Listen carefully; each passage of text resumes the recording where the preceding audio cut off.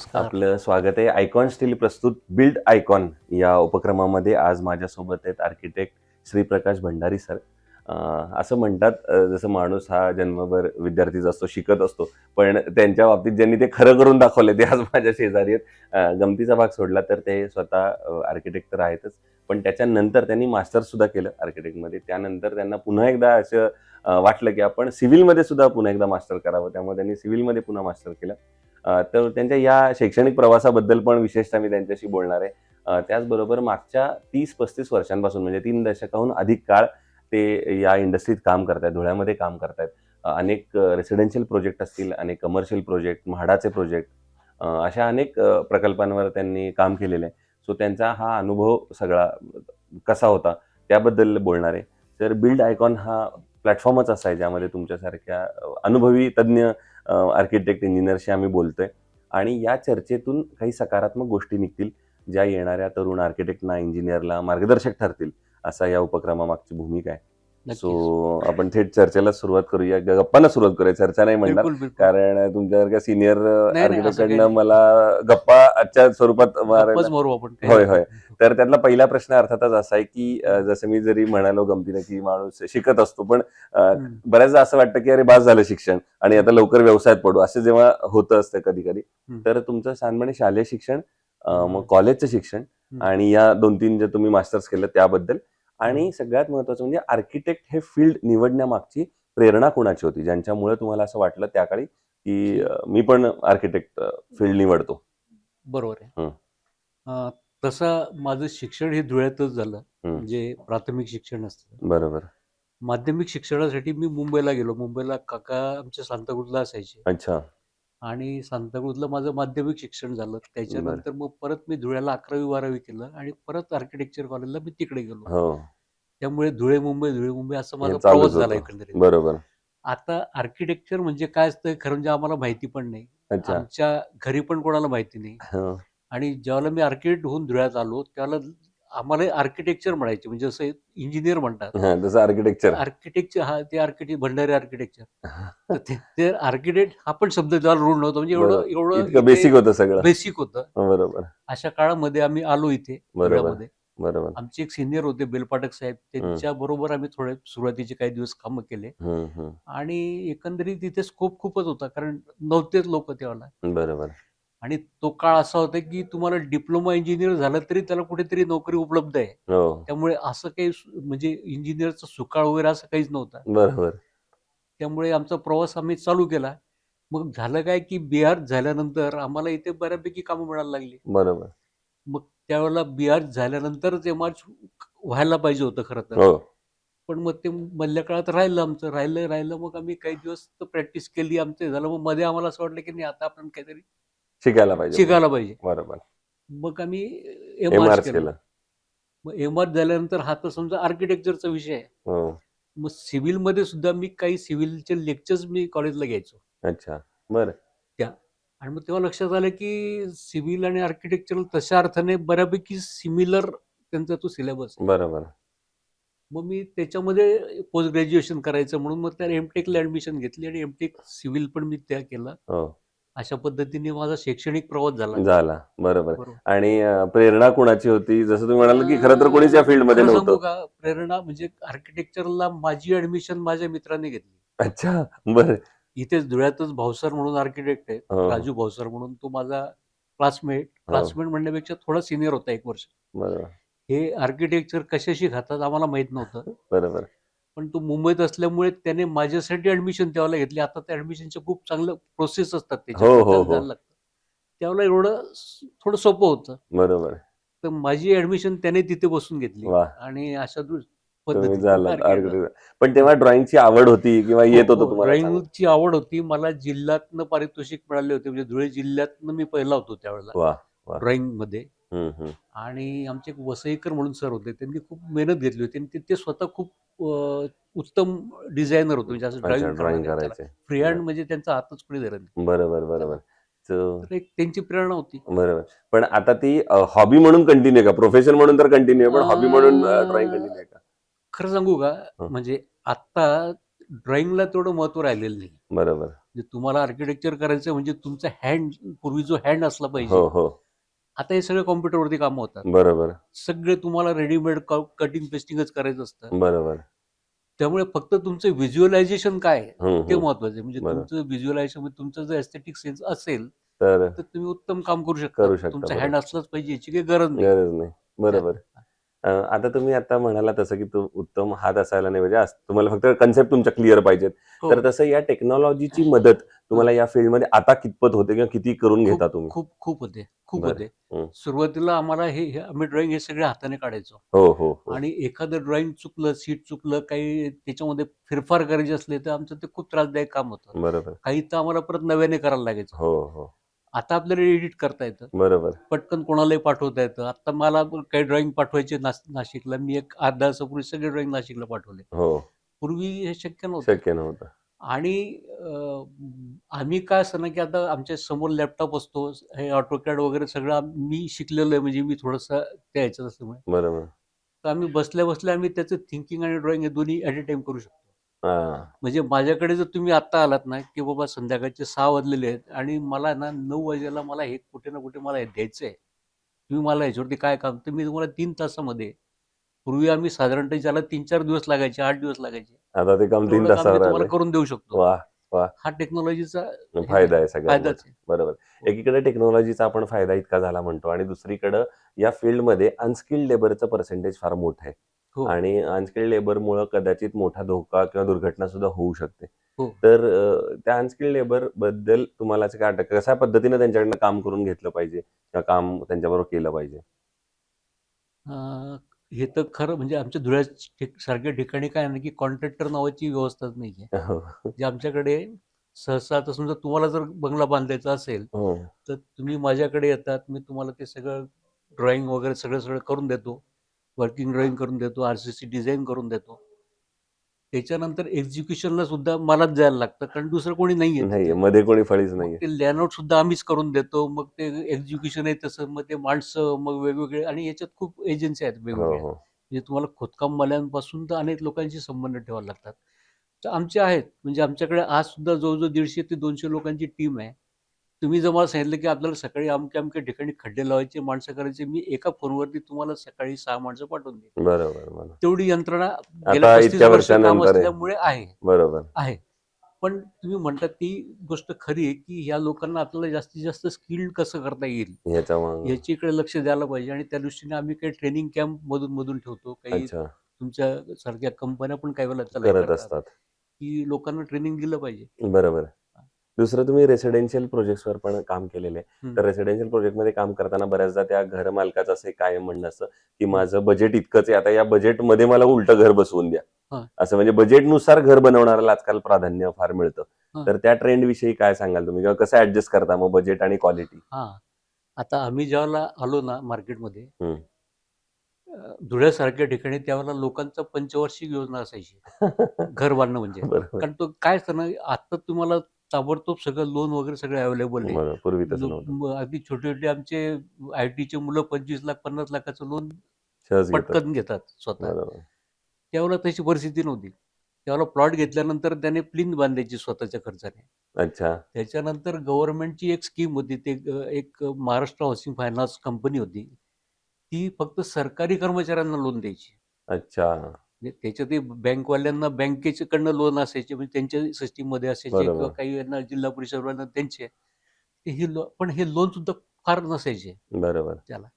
त्यामुळे लोकांना म्हणजे असं एका वर्षामध्ये घर पूर्ण करणं किंवा 3 वर्ष असं पण नसायचं. तो प्लिन बांधायचा, मग काही दिवसांनी इकडनं-तिकडनं पैसे आले, की मग लिंटल लेव्हलपर्यंत, हं, मग हं. त्याचा असा धंदा 4 ते 5 वर्षामध्ये. रंगरंगोटी हा तर खूप नंतरचा विषय होता. बरोबर. जे आता आम्ही हेच जेव्हा घरं बांधतो, त्याला लोकं रंगरंगोटी, फर्निचर सगळं करून आतमध्ये जातात. बरोबर. पूर्वी हा नुसतंच नवीन पिढीचा हे आहे. हो, फरक तर आहे. त्यांची अवेलेबिलिटी आहे त्याला. जुन्यांना बिचाऱ्यांना ते एक करायला लागायचं बरोबर, त्याला. बरोबर.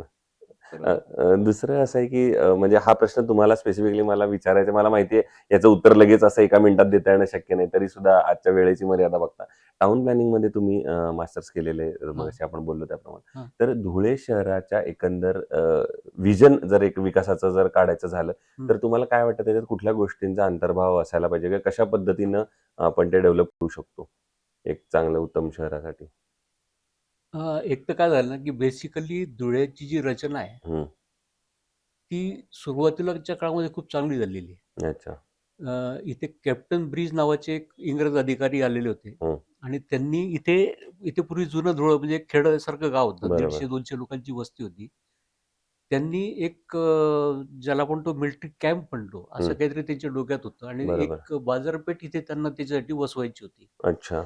तर त्यांनी जे जयपूरचं प्लॅनिंग होतं, म्हणजे त्यावेळेचं जयपूरचं म्हणण्यापेक्षा तुमच्या त्या अं, अ, याच्या चंदीगडचं जे होतं, बरं. ते चंदीगडला त्यांनी त्याला ग्रीड प्लॅनिंग केलं होतं. ग्रीड म्हणजे असं आहे की आता तुम्ही जर धुळ्यात उभे राहिलात ना, तर 4थी गल्ली, 5वी गल्ली, 1ली गल्ली, 2री गल्ली, 7वी गल्लीपर्यंत स्ट्रेट तुम्हाला 3 किलोमीटर पर्यंत दिसू शकतं. अच्छा. म्हणजे तो 3 किलोमीटर पर्यंत तो पण रस्ता सरळ आहे आणि त्याला क्रॉस होणारे पण रस्ते सरळ आहे. बरोबर. अशा ग्रीड प्लॅनिंग वरती या धुळ्याचं म्हणजे आज जवळजवळ 70% रचना ही त्याच्यावरती झालेली आहे. बरोबर. त्याच्यामुळे रस्तेही चांगले आहेत, अप्रोच चांगला आहेत, कम्युनिकेशनला पण हे चांगलं आहे. फक्त अतिक्रमण हा एक फार मोठा मुद्दा. अतिक्रमण हा एक मोठा मुद्दा आहे. आता त्याच्यावर आम्ही आता काल परवा आम्ही खूप त्याच्यावरती काम केलं आणि ते पण सुरुवात झालेली आहे. बरोबर. तर बेसिकली रचना चांगली आहे. हो. आणि टाउन प्लॅनिंगला खरं म्हणजे आता खूप मोठा स्कोप आहे. आता काय आलंय की आता 13 वाढीव गावांची पण याच्यामध्ये समावेश झालेला आहे. बरोबर. त्यांचं पण ड्राफ्टिंग आता चालू आहे. म्हणजे त्यांचं पण ड्राफ्ट डेव्हलपमेंट प्लॅन जो आहे पुढच्या 20 वर्षासाठीचा तो आता चालू आहे. बरोबर. त्याच्यात ते अनेक संकल्पना आम्ही पण मांडलेल्या आहेत, की बाबा येणाऱ्या काळामध्ये लोकांना सिटी बसेस लागतील, बरोबर. कम्युनिकेशनची साधनं लागतील, इंटरनेटचे चांगले हे लागतील, कुठेतरी झोन तयार करा, नाना-नानी गार्डन तयार करा. लोकांना एंटरटेनमेंट पण पाहिजे, त्यांचं आयुष्य पण सुधारलं पाहिजे. बरोबर आहे. तर त्यांना काय म्हणतात त्याचं अम्युनिटीज काहीतरी जीवनशैली पण सुधारली पाहिजे, अपग्रेड पण झाली पाहिजे. बरोबर. पण तुम्ही द्या लोकांना काय काय देता येईल त्या द्या. सायकली चालवत असतील लोक त्यांना प्रोत्साहन द्या, त्यांच्यासाठी करा. प्रोव्हिजन आहेत पुष्कळ ठिकाणी. आता नाशिकमध्ये त्यांनी चालू केलेलं आहे. तुम्हाला ठिकठिकाणी सायकली मिळतील. बरोबर. तिथून तुम्ही उचला, तुमच्या ठिकाणी जा, तिथे लावून द्या. बरोबर. पण धुळ्यात हे सगळं करू शकतो. तर मग हे सगळं करताना हे झाले तुम्ही म्हणला तसं एक विजन म्हणून ऍज ए आर्किटेक्ट इंजिनियर म्हणून, पण एक सरकारकडून जर अपेक्षा असं म्हणाला तर काय अपेक्षा मग तुम्हाला वाटतात की सरकारकडून शासन दरबारी काय मागता येईल असं? काय असतं ना, सरकारी म्हणजे मी पण त्या ड्राफ्ट डेव्हलपमेंट कमिटीमध्ये अनेकदा कामं केलेली आहेत त्याला. सरकारी कामाचा थोडा लेंदीपणा खूप असतो. बरोबर. म्हणजे एखादी गोष्ट सुरू करायची, त्याचं इम्प्लिमेंटेशन करायचं, त्याच्यासाठी त्यांच्याकडे धाडसी अधिकारी पण आहेत, नाही असं नाहीये. पण ती सिस्टीम एवढी स्लो होऊन जाते ना, की तो आता ड्राफ्ट डेव्हलपमेंट प्लॅन करायला 4-4, 5-5 वर्ष लागतात. वास्तविक 6 महिन्यात 8 महिन्यात झाला पाहिजे तो. तशी तुम्ही यंत्र आणि तेवढी टेक्नॉलॉजी अवेलेबल आहे. मग त्याला एवढा वेळ का लागतो? मग ते त्याच्यानंतर लोकांचे जाहीर आपलं हरकती हे त्याच्यानंतर त्याचं इम्प्लिमेंटेशन, हे सगळं करत करत 5 वर्षाने तो प्लॅन बाहेर येतो. त्याचा आम्ही आज विचार सुरू केलेला असतो आणि आम्ही तो 20 वर्षासाठी जेव्हा डिझाईन करतो, पण तो 15व्या वर्षी जेव्हा बाहेर तो त्याला पुढचे 10च वर्ष मिळतात इम्प्लिमेंट करायला. त्याच्यामुळे ही यंत्रणा फास्ट कशी करता येईल आपल्याला किंवा त्याला गती कशी देता येईल हे बघितलं पाहिजे. आणि माझं म्हणणं असं की पब्लिक म्हणजे पार्टिसिपेशन हे जेवढं वाढवाल तेवढी त्याला गती येईल. बरोबर. लाल फितीत तुम्ही जोपर्यंत अडकून ठेवाल तोपर्यंत गती होणार नाही. बरोबर. दुसरं म्हाडाच्याही प्रोजेक्टवर तुम्ही काम केलेलं आहे, तर कशा पद्धतीचा प्रकल्प होता तो किंवा काय? म्हाडाच्या आता सुद्धा मी करतोय. आता मी एक ज्याला आपण LIG म्हणतो, LIG म्हणजे लो इन्कम ग्रुप आणि MIG म्हणजे मिडियम इन्कम ग्रुप. LIG मध्ये साधारणतः 1 रूम किचन म्हणजे हॉल किचन बेड असं 3 रूम साधारणतः लोकांना 700च्या आसपास स्क्वेअर फुटाला आमच्या बिल्टअपला त्या मिळतील. पण ह्या बिल्डिंग करताना आम्ही काय की नुसती बिल्डिंग नाहीये, त्याला आपण एन्व्हायरमेंट दिलेलं आहे, त्याला कंपाऊंड दिलेलं आहे, त्याला पार्किंग स्पेसेस दिलेलं आहे, त्याच्यात शॉपिंग दिलेलं आहे, त्याच्यानंतर त्याला लिफ्ट दिलेले आहेत, त्या लिफ्टला बॅकअप दिलेलं आहे, इलेक्ट्रिकल सिस्टीम दिलेलं आहे, सोलर पॅनल दिलेले आहेत, त्याच्यानंतर सेक्युरिटी सिस्टीम दिलेली आहेत. म्हणजे ऑल फॅसिलिटीज नुसतं म्हणजे नुसतं राहायचं लोकांना 4-3 खोल्यांचे फ्लॅट दिले असं असं नाही. केलेलं नाही. तर आपण त्याला पूर्ण सिस्टीम दिलेली आहे. बरोबर. त्या. बरं. दुसरं या फील्ड मधला जर स्कोप म्हणायचं झालं तर काय सांगाल? कारण तुम्ही मागच्या आता मी म्हटलं तर 30-35 वर्ष काम करताय. पण भविष्यात तुम्हाला पुढच्या 15, 20, 25 वर्षात काय स्कोप दिसतो आर्किटेक्ट इंजिनिअरिंग फील्डमध्ये? भवितव्य किंवा भविष्य? नाही, स्कोप तर चांगलाच राहील. हं. त्याला कारण असं आहे की आर्किटेक्टचं काम कुठलंच तुमचं सॉफ्टवेअर करणार नाही अच्छा. किंवा तुमचं इंटेलिजन्स काय AI. AI निघालेले आहेत, हो. ते तुमचं आर्किटेक्चरचं काम कोणी जिरवून घेणार नाही. बरोबर. कारण तुम्हाला म्हणजे तुमचं हे काय म्हणतात त्याला निर्मितीचं काम आहे. हो, हो. आपण जे काय करतो, मी एखादी गोष्ट जो प्रोजेक्ट आहे, जो आज अस्तित्वात नाही तो मी आणतो. बरोबर. याचा अर्थ ते ब्रह्मदेवाचंच काम आहे ना, निर्मितीचं. वाह! म्हणजे मी असं म्हणत नाही की मी ब्रह्मदेव म्हणून. पण त्याच्या पण हे शेवटी माध्यम आहे. एकदा निर्माण झाल्यानंतर त्याच्या कॉपीज अनेक होतील. हो, पण पहिलं निर्माण करणं. निर्मिती मलाच करायची आहे. बरोबर. त्यामुळे इथे तुम्हाला कॉम्पिटिशन अशी नाहीये. बरोबर. तुम्ही काम करत राहा, चांगलं काम करा तुमच्याकडे. आणि आमचा तो पण एक विशेष आहे की आम्ही कुठे बोर्ड लावून फिरत नाही हो. किंवा येथे अमुक कामं करून मिळतील. तुमचं काम चांगलं असेल तर 10 लोकांमध्ये जातं, ते 10 लोक एकमेकांची चर्चा करतात, बरोबर. ऑटोमॅटिक लोक तुमच्याकडे येतात. बरोबर. आम्ही आजपर्यंत कोणाकडे तुमचं काम द्या म्हणून आम्ही सांगायला मागायला गेलो नाही. बरोबर. एवढं आमचं नशीब आहे. नाही, आणि तुमचं काम पण उत्तम आहे. शिक्षण, अभ्यास, नशीब पण अनुभव. येतात. ठीक आहे. सगळ्या नशिबाची तर साथ कायमच माझं असं लागते म्हणणं आहे तुम्हाला. की येणाऱ्या पिढीला उलट आम्ही जेवढे कष्ट घेतले ना, हो, तेवढे नाहीयेत. आम्ही म्हणजे एका दिवशी आम्ही 6-6 बंगल्यांचे लेआउट केले हो. आणि अगदी आम्ही दोऱ्या पण धरल्या त्याच्या. हो. तेवढं नवीन पिढीला नाहीये. ते पहिल्या दिवशी कारवरती येतात. साईटवर. ठीक आहे ना, चांगली गोष्ट आहे. हो. आमचं म्हणणं असं नाही की आमच्या एवढं त्यांनी कमांड प्रत्येकाने सायकलवरच एकदम यावं. भविष्य त्यांनाही चांगलं आहे. तर मग त्यांना सल्ला काय द्याल या फील्डमध्ये येण्याच्या आधी?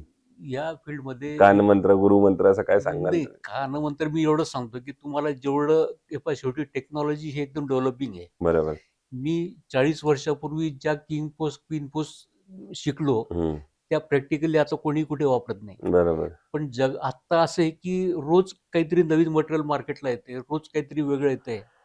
ह्याची माहिती ठेवणं म्हणजे स्वतःला अद्ययावत ठेवणं, बरोबर, हे गरजेचं आहे. बरोबर. स्वतःला अद्ययावत ठेवलं पाहिजे. अद्ययावत की आता मी काय देऊ शकतो मार्केटमध्ये, आता काय आलेलं आहे. आता तुमच्या पण कंपन्या ज्या आहेत, तुम्ही ते डी आणलं, मग D+ आणलं, मग अमुक आणलं, शेवटी तुम्हाला अपग्रेड करायचं आहे. बरोबर. कसं आहे. पुढचा प्रश्न एका अर्थानं थोडा अवघड असा आहे की इतके प्रोजेक्ट केल्यानंतर जर मी असं तुम्हाला विचारलं की एक आयकॉनिक प्रोजेक्ट सांगा, एकच, की जो करताना आनंद वाटला, समाधान वाटलं, एक वेगळा अभिमान वाटला की अरे चला माझ्या हातून हा प्रोजेक्ट घडला, तर असा एखादा प्रोजेक्ट सांगता येईल? चालेल. एक रिसेंटली आता मी एक प्रोजेक्ट केला, त्याला म्हणजे तसं अर्थाने झाले वर्षभर. इथे कनोसा कॉन्व्हेंट म्हणून एक स्कूल आहे. बरं. त्या स्कूलला एक सेमिनार हॉल करायचा होता. बरं. मग तो म्हणजे त्या सिस्टरला असं पाहिजे होतं की 1200 मुलं माझ्या बसले पाहिजेत. बरं. एक दुसरी गोष्ट, मला वरती पत्रा काही नको, मला स्लॅबच पाहिजे. अच्छा. आणि त्यांना ते सगळं सिस्टीम व्यवस्थित पाहिजे होती. बरोबर. मग मी काय केलं की आम्ही डिझाईन केलं त्याचं, जो 350 फूट बाय 100 फुटाचा हॉल, कॉलमलेस. वा. त्याच्यात कुठे 100 फुटाच्या स्पॅनमध्ये कॉलम नाही त्याला. असा 35 फूट हाईटला, कारण ते आपण हाईट वाढवतो तसं अकॉस्टिकल प्रॉब्लेम वाढत जातात. बरोबर. मग ते अकॉस्टिकल प्रॉब्लेम पण त्याच्यामध्ये काही येऊ दिले नाहीत. व्हेंटिलेशनचं प्रॉब्लेम, मी पहिल्यांदा ठरवलं होतं की AC मला करायचं नाही. अच्छा, विदाउट AC. का करायचं नाही? तर AC का करायचं नाही? तर मला असं पाहिजे होतं की समजा तुमच्या शाळेमध्ये कार्यक्रम आहे, बरोबर, तुम्ही 1 तासासाठी कार्यक्रम ठेवला. 1 तासासाठी ज्यावेळेला तुमचा कार्यक्रम असेल त्यावेळेला ऍक्च्युअली व्हायचं काय ना की 1 तासासाठी तो हॉल पूर्ण गार करायला मला कमीत कमी 4-5 तास AC चालू ठेवायला लागेल. बरोबर. आणि मला ते नको होतं. म्हणजे मेंटेनन्स आहे शेवटी. बरोबर. शाळा कॉलेजेस या पुढे तुम्ही त्यांनी पण आता गव्हर्नमेंटचे पगार घ्यायला सुरुवात केली. पुढे हे मेंटेनन्स गव्हर्नमेंटला करायचं आहे, गव्हर्नमेंट करणार नाही. तर म्हणून आम्ही एक सिस्टीम अशी वापरली की धुळ्यामध्ये अशी एका जुन्या बिल्डिंगला एक सिस्टीम आहे. अच्छा. इथे गरुड हायस्कूल म्हणून आहे. बरं. त्यावेळेला जे एक ब्रिटिश लोकांनी ती बांधलेली आहे. अच्छा. तर त्यांनी काय केलं की एक फ्लोअरच्या लेवलला त्यांनी काही विंडो ठेवल्या. बरं. आणि एक डायरेक्ट तुमच्या छताच्या लेवलला. बरं.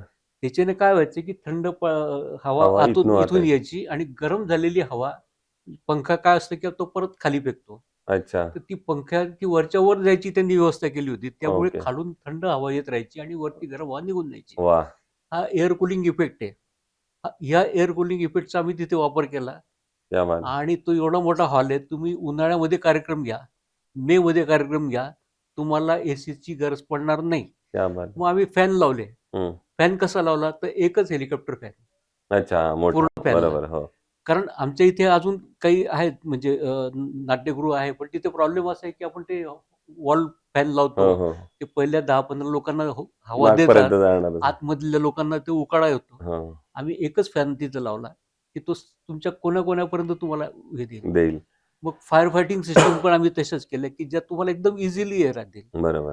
म्हणजे थोडक्यात आम्ही काय केलं की तिथे इकॉनॉमी पण साधली, हो. सेफ्टी पण साधली हं, आणि हं. सगळंच अशा त्याच्यात पद्धतीने. केलं. अर्थात हे सगळं करताना आमचे जे क्लायंट असतात ना, त्याच्यावरही अवलंबून असतं. कारण ते पण बरेच लोक आम्हाला काही वेळेला सहकार्य करतात, काही करतात, वेळेला काही करत करत नाहीत नाहीत. किंवा बरोबर. एखाद्या दिवशी त्यांच्या लक्षात येत नाही. बरोबर. तर त्यांनी मात्र केलं. केलं. बरोबर. दुसरं सिमेंट आणि स्टील हे 2 पार्ट फार महत्त्वाचे आहेत कन्स्ट्रक्शनमध्ये कुठल्याही. हो. तर स्टील निवडताना तुम्ही काय पॅरामीटर्स चेक करता किंवा काय बघता की क्वालिटी त्यातल्या या 1, 2, 3, 4 असल्या पाहिजेत, तर हे स्टील चांगलं आहे. काय सांगाल? एक तर काय असतं ना, हं, हं. की नरम स्टील हं, हं. म्हणजे आमची सुरुवातीपासून सवय आहे की थोडंसं स्टील कडक वाटलं. हं, हं, हं. पूर्वी आमच्याकडे असं इंदोर वगैरे कडनं यायचे स्टील, तर बरोबर. ते थोडे कडक यायचे. बरोबर. तर एक तर ते नरम असलं पाहिजे हे. हं, हं. पण आता तर काय तुमच्या लॅबोरेटरी टेस्ट असतात, त्याच्यामुळे हो. बाकीचं आम्हाला बघायचं काही कारण नाही. बरोबर. हं, त्याला हं. तेवढे ॲश्युरन्सही मिळतो. बरोबर. आणखीन आमच्या बऱ्याच कार्यक्रम म्हणजे बऱ्याच कामांमध्ये आम्हाला पिरियॉडिकली आम्ही त्याला चेकही करत राहतो. बरोबर. की कारण आम्हाला ते रिपोर्ट द्यायचे असतात. बरोबर. आता म्हाडाचे सुद्धा त्या स्टेजला रिपोर्ट असतात. हं, तर हं. त्यांचं स्टील पण चेक होतं. प्रत्येक त्यांच्या 3-5 टनानंतर त्यांचं म्हणजे चेक होतं. बरोबर. विटा चेक होतात. तसे हे सगळे मटेरियल चेक होतात. बरोबर. दुसरं आयकॉन स्टील तुम्ही कुठल्या प्रोजेक्टवर आजवर वापरलंय का? तर तुमचा अनुभव कसा आहे आयकॉन स्टील बद्दल? अनेक प्रकार याच्यावर. काय बरं. ना, की थोडक्यात स्टील कुठून घ्यायचं, हो. हा फार काही आमच्या हातातला विषय नाही बरोबर. त्याला. हं, हं. पण तरी जे लोकं विचारतात, हं, हं. त्यांना आम्ही सांगतो. बरोबर.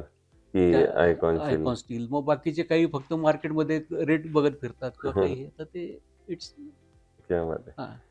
सो हे होते आर्किटेक्ट श्रीप्रकाश भंडारी सर आणि मी मगाशी म्हटलं त्याप्रमाणे मागच्या 30-35 वर्षाचा इतका मोठा काळ, अनुभव, त्यांचं शिक्षण, हे खरंच असं 15-20 मिनिटात उलगडणं फार अवघड आहे. पण त्यातले फार अनेक महत्त्वाच्या मुद्द्यांना त्यांनी जाता स्पर्श केला. त्यातला एक त्यांनी सांगितलं त्याप्रमाणे धुळे शहराच्या टाउन प्लॅनिंगच्या संदर्भातले, कारण त्यातले मास्टर्स त्यांनी केलेले टाउन प्लॅनिंगमधले. तर तो विषय असेल, विजनरी असेल.